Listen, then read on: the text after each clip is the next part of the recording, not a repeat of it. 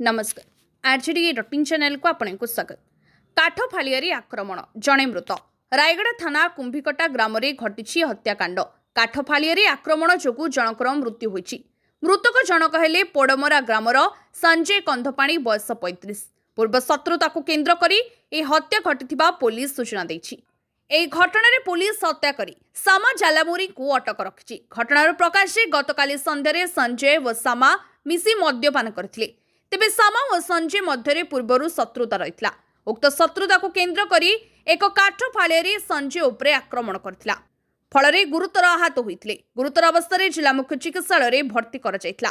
চিকিৎসাধীন অবস্থায় আজ তাঙ্কর মৃত্যু হইछि। খবর পাই পুলিশ চিকিৎসালয়ে পৌঁছি ঘটনার তদন্ত করিछि।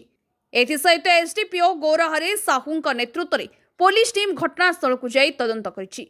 आक्रमण करिथिबा सामाको अटक रखी पचराउचरा कर एसडीपीओ श्री साहू कहछन्ति। एसहित मृत संजयंकर शव व्यवच्छेद पदक्षेप निया जाइछि।